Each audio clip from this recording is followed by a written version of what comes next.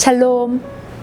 아침마다 하나님의 말씀을 듣고 묵상할 수 있는 기적과 같은 날들이 우리 가운데 주어져 있습니다.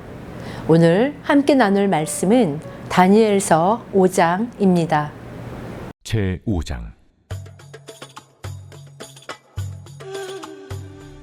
벨사살 왕이 그의 귀족 1000명을 위하여 큰 잔치를 베풀고 그 1000명 앞에서 술을 마시니라. 벨사살이 술을 마실 때에 명하여 그의 부친 느부갓네살이 예루살렘 성전에서 탈취하여 온 금 은그릇을 가져오라고 명하였으니 이는 왕과 귀족들과 왕후들과 후궁들이 다 그것으로 마시려 함이었더라. 이에 예루살렘 하나님의 전 성소 중에서 탈취하여 온 금그릇을 가져오매 왕이 그 귀족들과 왕후들과 후궁들과 더불어 그것으로 마시더라. 그들이 술을 마시고는 그 금, 은, 구리, 쇠, 나무, 돌로 만든 신들을 찬양하니라. 그때 사람의 손가락들이 나타나서 왕궁 촛대 맞은편 석회벽에 글자를 쓰는데 왕이 그 글자 쓰는 손가락을 본지라. 이에 왕의 즐기던 얼굴빛이 변하고 그 생각이 번밀하여 넓적다리 마디가 눕는 듯하고 그의 무릎이 서로 부딪힌지라.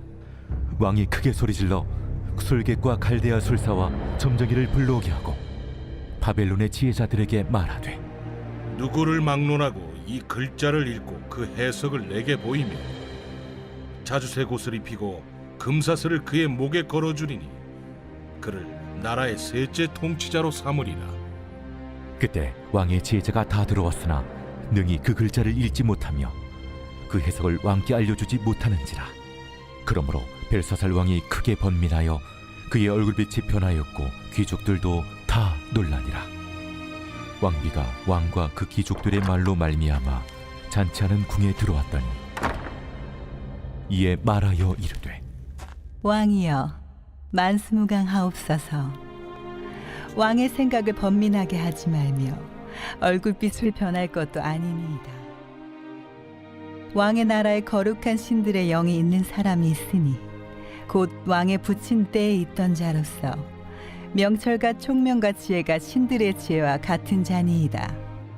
왕의 부친 느부갓네살 왕이 그를 세워 박수와 술객과 갈대와 술사와 점쟁이의 어른을 삼으셨으니 왕이 베드사살이라 이름하는 이 다니엘은 마음이 민첩하고 지식과 총명이 있어 능히 꿈을 해석하며 은밀한 말을 밝히며 의문을 풀 수 있었나이다.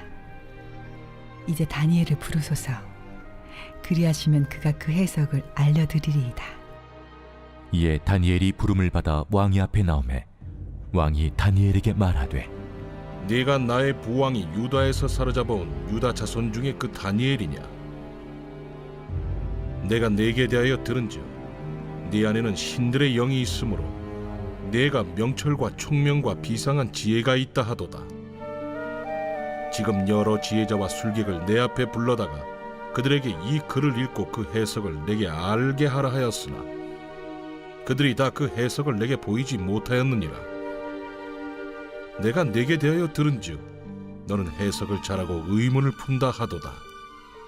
그런즉 이제 네가 이 글을 읽고 그 해석을 내게 알려주면 네게 자주색 옷을 입히고 금사슬을 내 목에 걸어주어 너를 나라의 셋째 통치자로 삼으리라.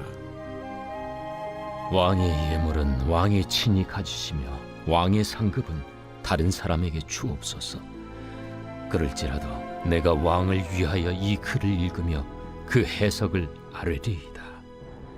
왕이여, 지극히 높으신 하나님이 왕의 부친 느부갓네살에게 나라와 큰 권세와 영광과 위엄을 주셨고 그에게 큰 권세를 주셨으므로 백성들과 나라들과 언어가 다른 모든 사람들이 그의 앞에서 떨며 두려워하였으며 그는 임의로 죽이며 임의로 살리며 임의로 높이며 임의로 낮추었더니 그가 마음이 높아지며 뜻이 완악하여 교만을 행함으로 그의 왕위가 폐한 바 되며 그의 영광을 빼앗기고 사람 중에서 쫓겨나서 그의 마음이 들짐승의 마음과 같았고 또 들나귀와 함께 살며 또 소처럼 풀을 먹으며 그의 몸이 하늘 이슬에 젖었으며 지극히 높으신 하나님이 사람 나라를 다스리시며 자기의 뜻대로 누구든지 그 자리에 세우시는 줄을 알기에 이르렀나이다. 벨사살이여, 왕은 그의 아들이 되어서 이것을 다 알고도 아직도 마음을 낮추지 아니하고 도리어 자신을 하늘의 주제보다 높이며 그의 성전 그릇을 왕 앞으로 가져다가 왕과 귀족들과 왕후들과 후궁들이 다 그것으로 술을 마시고 왕이 또 보지도 듣지도 알지도 못하는 금, 은, 구리, 쇠와 나무, 돌로 만든 신상들을 찬양하고 도리어 왕의 호흡을 주장하시고 왕의 모든 길을 작정하시는 하나님께는 영광을 돌리지 아니한지라. 이러므로 그의 앞에서 이 손가락이 나와서 이 글을 기록하였나이다. 기록된 글자는 이것이니 곧 메네 메네 데겔 우바르시니라. 그 글을 해석하건대 메네는 하나님이 이미 왕의 나라의 시대를 세워서 그것을 끝나게 하셨다 하며, 데겔은 왕을 저울에 달아보니 부족함이 보였다 하며, 베레스는 왕의 나라가 나뉘어서 메대와 바사 사람에게 준바되었다 함이니이다. 이에 벨사살이 명하여 그들이 다니엘에게 자주색 옷을 입히게 하며 금사슬을 그의 목에 걸어주고 그를 위하여 조서를 내려 나라의 셋째 통치자로 삼으니라. 그날 밤에 갈대아 왕 벨사살이 죽임을 당하였고 메대 사람 다리오가 나라를 얻었는데 그때 다리오는 62세였더라.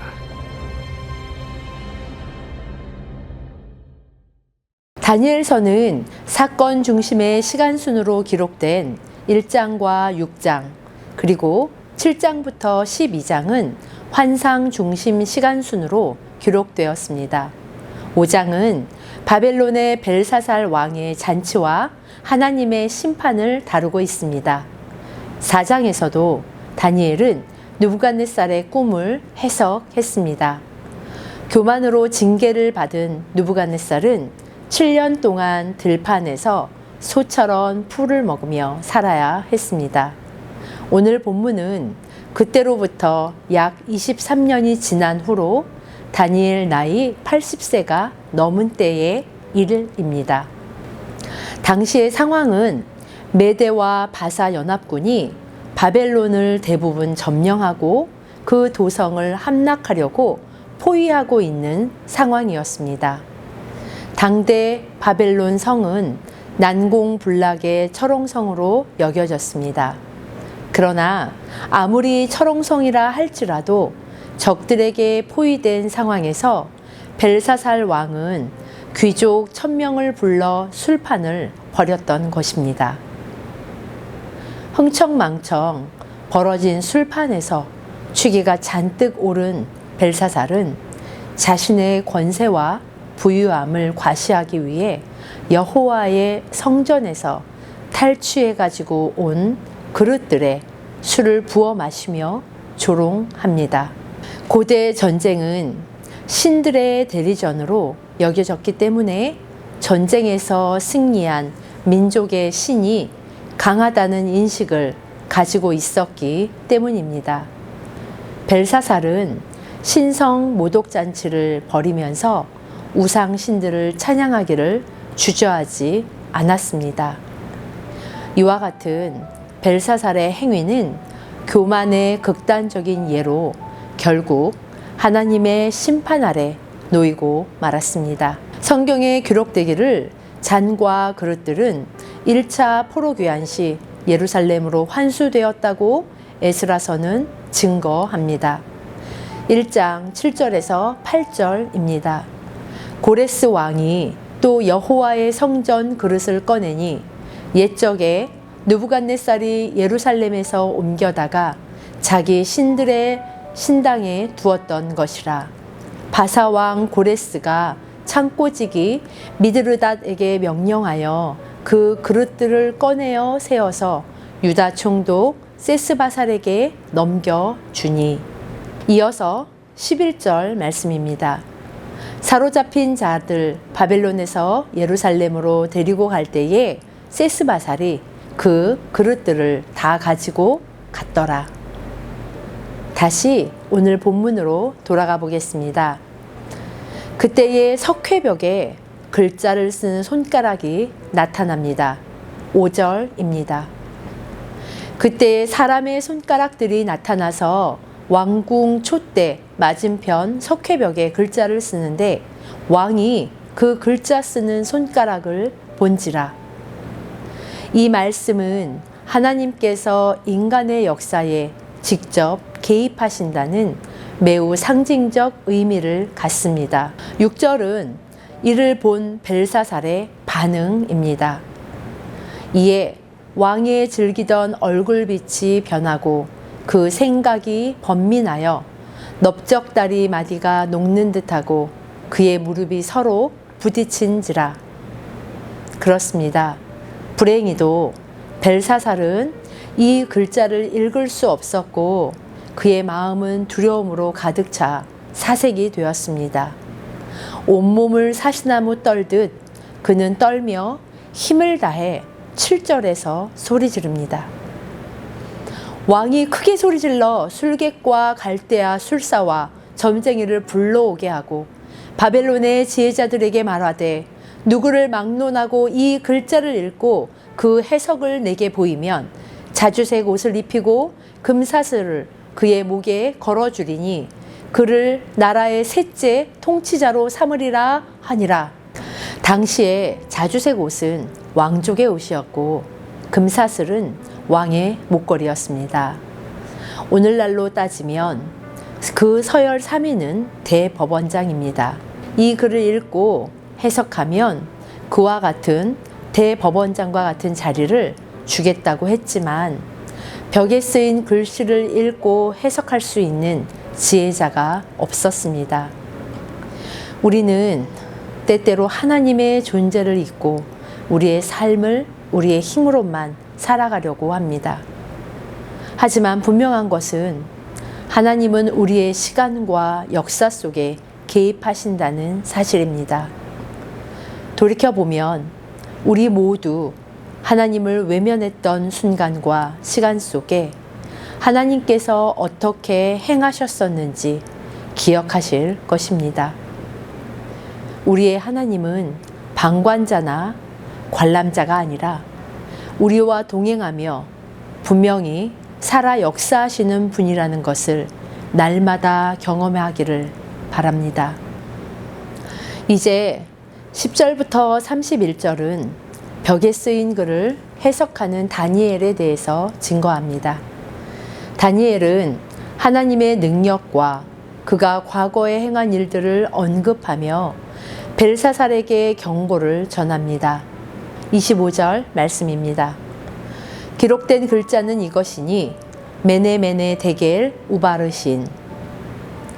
성경에서 말하는 메네 데겔 바르신 이 세 단어로 쓰인 말은 세어지고 세어지며 저울에 달려 그리고 쪼개지다 입니다. 다니엘은 이 글을 해석하면서 벨사살 왕과 그 왕국에 대한 하나님의 심판을 선언했습니다.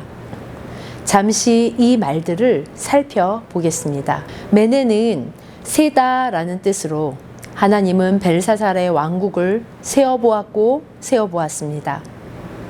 그러나 결국 그 왕국의 시간이 다 되었음을 선언하십니다. 즉 하나님께서 왕의 왕국을 세어보았고 그것이 끝날 것이라고 말하는 것입니다. 하나님의 심판은 단순한 감정적 반응이 아닙니다. 하나님은 왕국과 인생을 정확하게 세워보시고 그 시점에 맞춰 심판을 집행하시는 분이십니다. 두 번째 단어 데겔은 저울에 달다는 의미로 벨사살은 저울에 달려 부족함이 있다고 선언되었습니다. 하나님은 벨사살의 삶과 그의 왕국을 저울로 재셨으며 그 결과는 부족함이었습니다. 마지막 바르신은 나누어진다 라는 뜻으로 바벨론 왕국이 더 이상 존재하지 않으며 메대와 바사 제국에게 그 왕국이 나누어 주어질 것입니다. 이는 하나님이 주관적으로 모든 나라와 왕국을 다스린다라는 것을 보여주고 바벨론 왕국은 하나님의 심판을 받고 그 자리는 다른 나라에게 넘겨질 것입니다. 이 모든 선언은 살아계신 하나님을 바라보게 합니다. 인생을 세워보시고 삶을 저울로 재시는 여호와 하나님, 그분은 우리의 감시자가 아니라 우리의 왕이심을 믿는 것, 이것이 지혜이며 은혜일 것입니다. 다니엘은 이처럼 하나님께서 주신 해석을 정확히 전달하며 벨사살 왕에게 그가 왜 심판을 받게 되었는지 설명합니다. 벨사살에게 과거의 교훈을 상기시키며 하나님의 크신 권위와 그분의 뜻을 선포합니다. 다니엘이 전달한 하나님의 메시지는 이와 같습니다. 22절과 23절입니다. 벨사살이여, 왕은 그의 아들이 되어서 이것을 다 알고도 아직도 마음을 낮추지 아니하고 도리어 자신을 하늘의 주제보다 높이며 그의 성전 그릇을 왕 앞으로 가져다가 왕과 귀족들과 왕후들과 후궁들이 다 그것으로 술을 마시고 왕이 또 보지도 듣지도 알지도 못하는 금, 은, 구리, 쇠와 나무, 돌로 만든 신상들을 찬양하고 도리어 왕의 호흡을 주장하시고 왕의 모든 길을 작정하시는 하나님께는 영광을 돌리지 아니한지라. 오늘 본문은 이렇게 막을 내립니다. 벨사살은 다니엘의 경고를 받아들이지 않았고 자의로 약속했던 상을 주면서 잔치를 계속 이어갔습니다. 하지만 그날 밤 벨사살 왕은 죽임을 당했고 메대 사람 다리오가 나라를 얻었습니다. 사랑하는 성도님들의 난공불락으로 믿고 있는 성은 무엇입니까? 우리의 어리석음은 욕망과 교만의 옷을 입고 우리의 삶 군데군데 묻어 나타납니다. 그렇지만 익숙한 욕망과 교만의 손을 거두고 하나님이 내미시는 손을 잡는 결단이 이루어지기를, 그렇게 성령 하나님의 도우심을 간구할 수 있는 오늘이기를 소망해 봅니다. 무엇보다 인생을 향한 하나님의 심판과 경고는 단지 무서운 처벌이 아니라 하나님의 공의가 이루어지는 과정이라는 것을 아는 것, 그것이 지혜일 것입니다. 하나님 앞에 우리가 어떻게 반응하며 나아가야 할지 오늘도 말씀을 통해 가르치시는 성령 하나님 안에서 함께 나아가기를 바랍니다.